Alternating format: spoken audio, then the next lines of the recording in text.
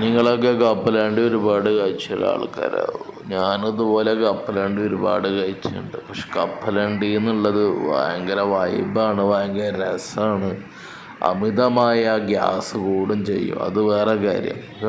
കപ്പലണ്ടിക്കൊക്കെ ഒരു എന്താ പറയുക, ഒരു അതിരുണ്ട്. അത് ഇട്ട് കഴിഞ്ഞാൽ പിന്നെ വയറ് ആകെ കേടാവും, നാശം. അപ്പോൾ അതുകൊണ്ട് കപ്പലണ്ടിയൊക്കെ കഴിക്കുമ്പോൾ അതുപോലെ കടൽ തീരത്തൊക്കെ ഇരുന്ന് കഴിക്കുമ്പോൾ ആ കടലിലെ കാറ്റടിക്കുമ്പോൾ നമുക്ക് ഗ്യാസ് കുറയും. അപ്പം അങ്ങനെ ഒരു സംഭവമുണ്ട്, ഇപ്പോൾ കണ്ടുപിടിച്ചുള്ളതാണ്.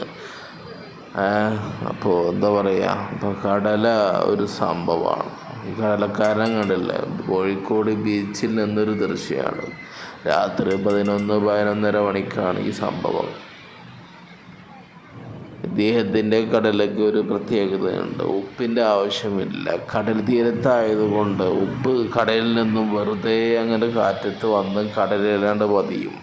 അപ്പം അതുകൊണ്ട് ടേസ്റ്റ് വ്യത്യാസമുണ്ട്. അപ്പം അതുകൊണ്ടാണ് ഇദ്ദേഹത്തിൻ്റെ കടല വാങ്ങാൻ നിരവധി ആളുകൾ ക്യൂ നിൽക്കുകയാണ്. അപ്പം ഇദ്ദേഹത്തിൻ്റെ കടലക്ക് ഒരു പ്രത്യേക വൈബാണ്, നല്ല ടേസ്റ്റിയാണ്. അപ്പം അതുകൊണ്ട് കാലിക്കറ്റ് ബീച്ചിലേക്കൊക്കെ വരുമ്പോൾ അതുപോലെ കടല ട്രൈ ചെയ്യുക. അദ്ദേഹത്തിൻ്റെ കടല ഒരു പ്രത്യേകമുള്ള കടലയാകുന്നു. അപ്പം എല്ലാവരും പറഞ്ഞ പോലെ എന്തെങ്കിലും ഈ വഴിക്കൊക്കെ വരുമ്പോൾ ഇദ്ദേഹത്തിൻ്റെ കടല ഒന്ന് ട്രൈ ചെയ്യണത് വളരെയധികം നന്നായിരിക്കും. അപ്പോൾ പറഞ്ഞ പോലെ ഓക്കെ, താങ്ക് യു.